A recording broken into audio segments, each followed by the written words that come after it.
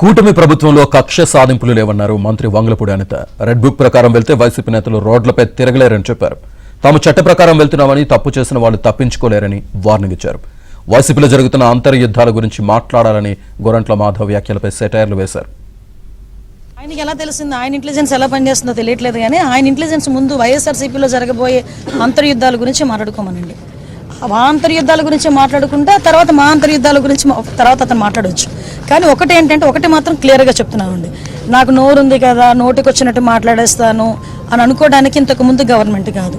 ప్రజల్ని రెచ్చగొట్టే విధంగా మాట్లాడడం కానీ, సమాజంలో ప్రజలు కూడా ఇబ్బంది పడే విధంగా కనుక మాట్లాడే పరిస్థితి ఉంటే కనుక వాళ్ళ మీద ఎట్టి పరిస్థితి చట్టపరమైన చర్యలు తీసుకోవడానికి ఎక్కడా కూడా బ్యాక్ స్టెప్ వేసే పరిస్థితి అయితే ఉండదు.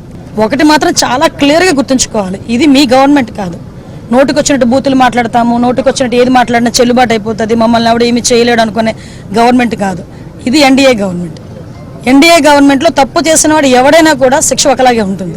దానికి మాకు సంబంధం లేదు, మీరు మమ్మల్ని ఏమి చేయలేరంటే కనుక ఊరికనే ప్రసక్తి అయితే ఉండదు. లీగల్గా అడ్వైస్ తీసుకుంటాము, డెఫినెట్గా చట్టపరమైన చర్యలు అయితే తీసుకుంటాం. రెడ్ బుక్ పరంగా మేము వెళ్ళాలి అనుకుంటే ఈరోజు వైఎస్ఆర్సీపీ నాయకులు ఎవరు రోడ్ల మీద తిరగరండి. దయచేసి మీరు కూడా అర్థం చేసుకోవాలి, మేము యాజ్ పర్ లా వెళ్తున్నాము, యాజ్ పర్ వాళ్ళు ఎవరైనా కంప్లైంట్ ఇస్తే కంప్లైంట్ బేస్ చేసుకొని వెళ్తున్నాము. పోసాని గారి మీద సుమారుగా 17 కేసులు, దగ్గర 17 కేసులు రాష్ట్రం మొత్తం మీద 17 కేసులు ఫైల్ అయి ఉన్నాయి. వంశీ మీద ఎన్ని కేసులు ఫైల్ అయి ఉన్నాయి మీకు తెలుసు.